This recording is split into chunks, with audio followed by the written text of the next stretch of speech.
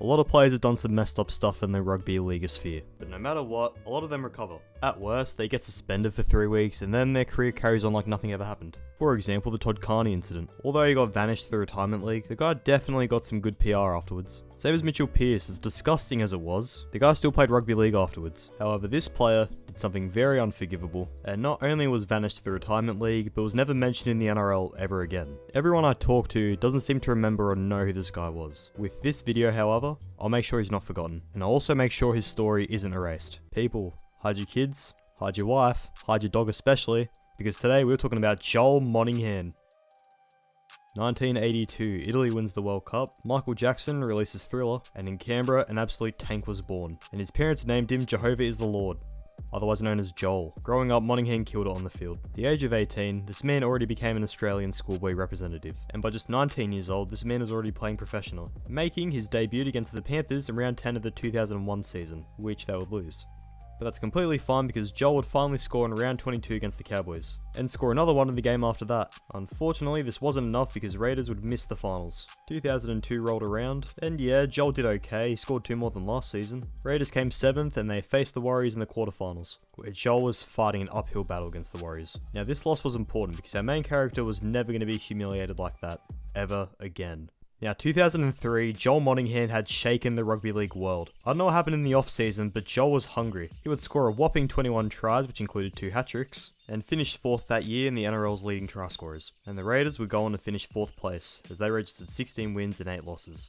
Unfortunately, the finals didn't go in the Raiders' favour. Melbourne outplayed Canberra in the quarterfinals, and were then knocked out in heartbreaking fashion against the Warriors. The season which followed this was a very quiet one for Monaghan, scoring a respectable 12 tries as the Raiders finished 8th, and there's no fairy tale ending to this. The Raiders were smacked 38-12 by the Easts. Monaghan, who was probably sick and tired of being winless in the finals, would join the Roosters on a 3-year deal, turning his back on his childhood club. Life in Bondi would get off to a slow start for Monaghan, scoring 9 tries and the Roosters missing the finals. 2006 was worse, with Joel suffering a knee injury in a trial match against St George. Chooks came second last. 2007 would be another season to forget. Although scoring a respectable 14 tries, they got really unlucky missing out by a point. This would be Monaghan's last season of the Chooks, marking the end to a pretty underwhelming stint with the club. But where to next for Monaghan? Back to where it all started. Upon his return, Monaghan had seemed to turn things around. He would score 14 tries in 24 games as the Raiders finished 6th place. Unfortunately, his finals curse would continue as they were bounced out by Cronulla in week 1. Wasn't all bad though. Monaghan won the Mal Meninga medal as Canberra's best player of the year, as things were looking up for the young winger. 2008 and 2009 were great years for Joel, as he scored 24 tries in 46 games, receiving his call for the Kangaroos squad, where he dominated, scoring 4 tries in 5 games.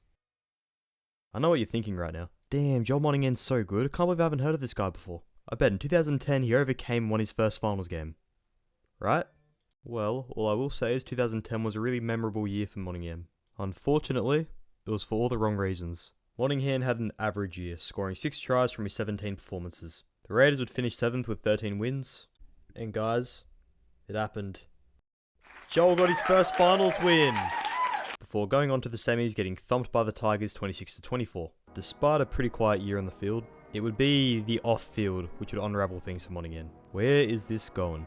So during the Raiders' Mad Monday celebrations, Monaghan was pictured simulating a BJ with his mate's dog. The photo is out there, and no, I'm not going to show you. Monaghan was slaughtered by the media. He even pissed off animal advocate groups. Just a week later, Joel fronted the media accompanied by his teammates, breaking down as he informed the media and the rugby league world alike that he'll be requesting a release for the final 2 years of his contract, continuing his career in the English Super League. Monaghan described the incident as a moment of madness. It was my stupid prank, it was me, it was my idea, I set the photo up, it wasn't them that done it, it was me. As the story captured worldwide attention, Monaghan started working with a life coach.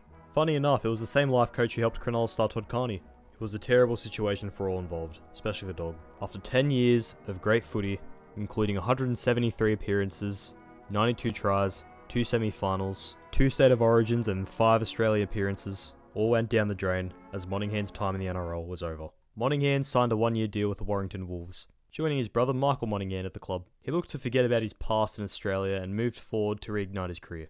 And Monaghan would waste no time, having a standout 2011 campaign scoring 30 tries in just 26 games, with Warrington finishing as the minor premiers, before bowing out in the semis. Life in England seemed to be off to a good start for Joel, and he would continue this form for the rest of his Warrington career. Over the next 3 seasons, Monaghan was at his peak, scoring an incredible 115 tries, and helped lead Warrington to 2 consecutive grand finals in 2012 and 2013. Unfortunately for Joel though, they lost both of them. Joel was also selected 3 times for the Super League's Exiles squad, which is basically Super League's version of State of Origin. He was also the competition's leading try scorer in 2014. Monaghan would conclude his 5-year stint at Warrington, playing some decent footy, signing up to the Castleford Tigers for the next 2 years, scoring 13 tries in 34 games before officially hanging up the boots in 2017.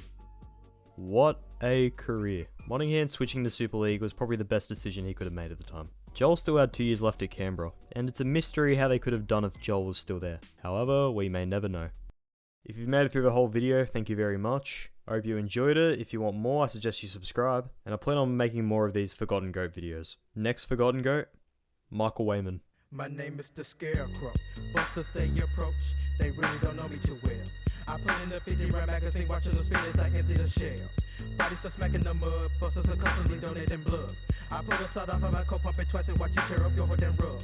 Oh no, me do not mind, my part in genocide.